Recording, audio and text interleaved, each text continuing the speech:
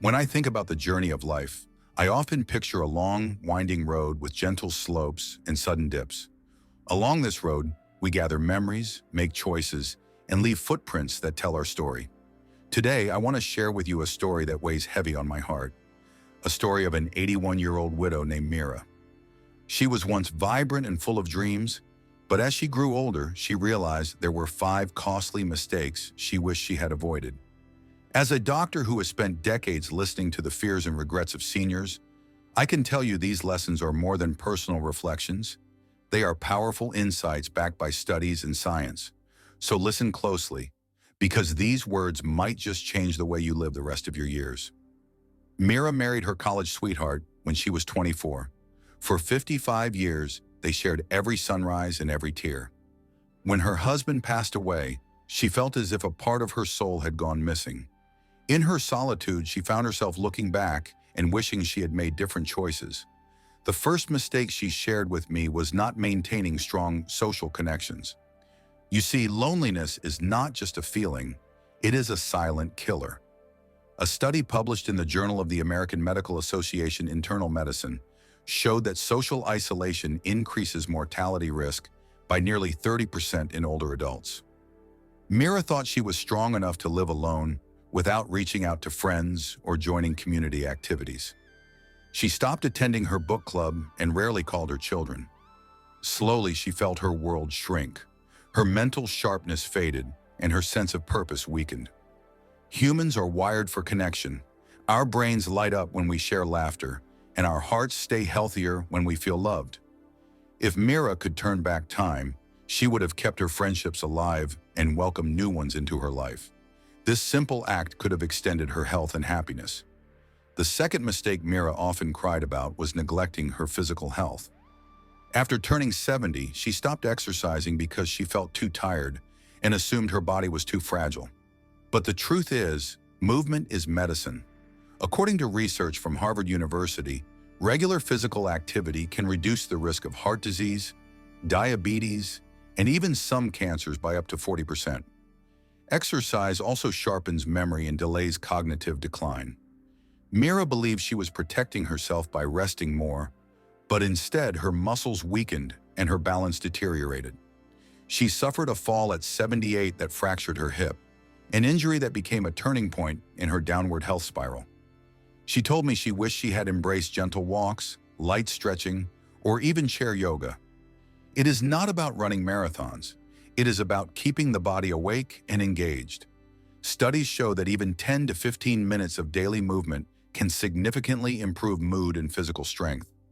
Mira's regret teaches us that resting too much can be more harmful than moving gently every day. The third costly mistake was failing to plan her finances properly. Mira had always let her husband handle their finances. After he passed, she felt lost and overwhelmed by the decisions she had to make alone. She trusted the wrong people and made impulsive investments that drained her savings. According to a report by the National Council on Aging, financial abuse and mismanagement are among the most common problems faced by seniors, leading to severe emotional and physical stress. Mira felt ashamed and isolated because of her financial troubles. She could not travel to see her grandchildren and had to sell personal belongings to cover basic needs. If she could advise others, she would urge them to learn about their finances early and consult a trusted advisor before making decisions. Financial independence is not about wealth. It is about security and the freedom to live life without fear or dependence. In the later years, this freedom becomes a priceless gift. The fourth mistake Mira shared was neglecting her mental and emotional health. After her husband died, she bottled up her grief and refused to seek help. She believed she had to be strong and did not want to burden her family with her pain. But the mind, like the body, needs care and healing. According to a study published in the American Journal of Geriatric Psychiatry, untreated depression in seniors can lead to a higher risk of chronic illnesses and even mortality. Mira began to lose interest in activities she once loved. She avoided family gatherings and refused counseling. Over time, her sadness turned into a heavy fog that clouded her days and made her nights long and restless. Looking back, she realized that sharing her emotions and seeking professional support would not have been a sign of weakness, but a path to healing. Therapy, support groups, or simply talking openly with loved ones can act as powerful medicine for the soul. Mira wished she had understood that vulnerability is strength, and that by asking for help, she could have rediscovered joy and meaning even after loss. The fifth and final mistake Mira deeply regretted was not prioritizing her passions and interests. In her busy life of caring for her husband and raising children, she forgot to nurture her own dreams. After becoming a widow, she found herself with time but no purpose. A study from the National Institute on Aging has shown that having a sense of purpose can add years to life and improve overall health. People who engage in hobbies, volunteering, or learning new skills tend to live longer and feel happier. Mira had always loved painting and once dreamed of exhibiting her artwork, but she kept telling herself there was no time. In her 80s, she tried to pick up the brush again, but her hands trembled and her eyesight failed her. She cried as she told me how she wished she had painted more, traveled to art museums, and allowed herself to live for her passions, even in small ways. Life passes quickly, and the dreams we set aside for later often vanish with time. If there is a spark inside you, let it burn brightly now. There is no right age to start living fully. As a doctor, I have seen these regrets written on the faces of many elderly patients. Studies from Stanford University show that regrets related to relationships, self-care, and personal growth are the most common among seniors. The human heart longs for connection, purpose, and expression until the last breath. Mira's story is a living testament to this truth. She did not share her mistakes to dwell on sorrow. Instead, she wanted to offer a gift to those who still have the time and courage to change their path. I often tell my patients that growing old is like walking through a garden. You cannot stop the seasons from changing. Leaves will fall and new buds will bloom, but you can choose which seeds to plant and which flowers to nurture. If we learn from Mira, we see that nurturing relationships is as vital as watering flowers. We see that moving our bodies keeps us rooted and strong like an old oak tree. We understand that tending to our financial soil helps our garden thrive, even when storms come. We realize that sharing our struggles and emotions can be like opening windows to let in fresh air and light. And we learn that chasing our passions is like planting bright blossoms that color our days and feed our souls. Life does not come with a manual. It is an ongoing dance between joy and sorrow, health and illness, gain and loss. But within this dance, there is room for choice and growth. No matter your age, today can be the first day of a new chapter. You can pick up the phone and reconnect with a friend you lost touch with years ago. You can go for a gentle walk and feel the air fill your lungs. You can ask your children or a trusted advisor to help you understand your finances better. You can share your fears and tears with someone who cares or seek a professional guide to help you heal. You can revisit that old dream and take the first step towards making it real. Maybe it is writing a story, learning to play an instrument, or planting a small vegetable garden. Whatever it is, it can breathe new life into your days. The story of Mira is not one of defeat. It is a story of wisdom born from hardship. It is a reminder that each moment we have is a gift waiting to be opened. We cannot erase past mistakes, but we can honor them by making better choices today. I urge you to look within and ask yourself which of these lessons speak to you most deeply. Let these insights move from your mind to your heart and from your heart into action. Small steps taken consistently can transform your later years into a time of growth, connection, and fulfillment. As a doctor, I have seen the strength that lives inside the elderly. I have watched patients rise from grief to joy, from weakness to strength, from loneliness to love. This strength does not come from denying mistakes. It comes from embracing them and choosing to live differently. Mira may have wished she avoided these 5 mistakes, but by sharing them, she has become a beacon for others. In her words, in her tears, and in her final years, she gave us a roadmap for a more meaningful and healthier life.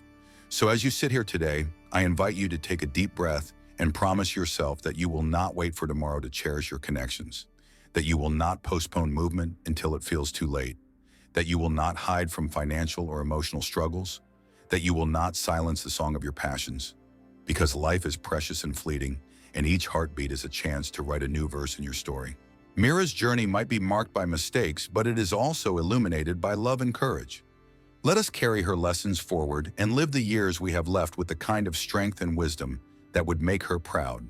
And remember, it is never too late to begin again. Are you moving enough to keep your body and mind alive? When I ask my patients if they are moving enough to keep their body and mind alive, I often see a pause in their eyes. They look down, shuffle in their chair, and sometimes smile as if to say they know they should, but they have not been.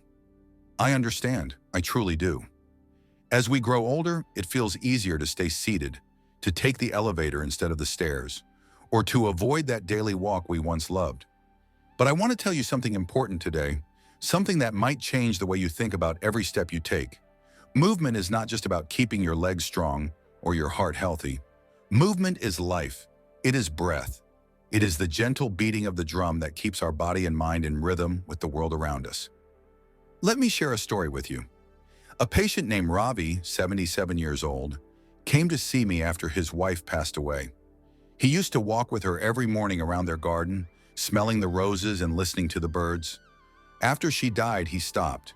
He told me he felt no reason to move anymore.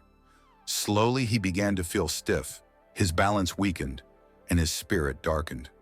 He was not just losing physical strength, but also the joy that movement brought to his mind. When I encouraged him to start walking again, even just 10 minutes a day, he hesitated. But eventually he agreed. Weeks later, he returned with tears in his eyes and told me he felt like he was coming back to life. His mood improved, his sleep deepened, his energy returned. Science supports what Ravi experienced. According to a study published in the British Journal of Sports Medicine, seniors who engage in regular physical activity reduce their risk of cognitive decline by up to 35%. Movement helps keep our brain cells alive and the connections between them strong. It is like watering a plant that might otherwise wither away. I know some people worry about falling or hurting themselves, but research from Harvard Medical School shows that regular gentle exercise actually reduces fall risk because it strengthens muscles and improves balance. Think of your body as a machine that needs oil to keep the parts moving smoothly. Without movement, joints stiffen, muscles weaken, and bones lose their strength. Movement also helps keep your heart pumping strong. The American Heart Association reports that even light activity, like walking 15 to 30 minutes a day, can lower your risk of heart disease and stroke significantly. And this is not about running marathons or lifting heavy weights. It is about simple daily movement that can be woven into your life like a quiet but powerful thread. Beyond the body, movement also plays a crucial role in mental health. Depression and anxiety are common in later years, especially after losing loved ones or facing new health challenges. Regular movement has been shown to release chemicals in the brain called endorphins. These are natural mood boosters that help fight feelings of sadness and hopelessness. A study from the Journal of Psychiatric Research found that seniors who walked regularly reported feeling less lonely and more optimistic about their lives. The rhythm of movement brings a kind of mental clarity and lightness that no medicine can fully replace. I once had a patient named Anjali who was 81 and had stopped all activity after a hip surgery. She told me she felt useless and afraid to even stand. We started slowly, first with gentle chair exercises, then short walks around her living room holding onto furniture. After months of patient effort, she began to go outside again. She described the moment she felt the sun on her face as if it was her first day on earth. Her words still echo in my mind. She said, "Doctor, I did not know I had stopped living until I started moving again." Movement woke up her spirit and gave her back her sense of freedom. Many people think rest is the best medicine for aging bodies, but too much rest can become a silent enemy. When we stop moving, we invite weakness, pain, and even quicker decline into our lives. The National Institute on Aging has shown that muscle loss begins as early as 30 if we are not active, and it speeds up after 60. But with simple, regular movements, even these losses can be slowed or reversed.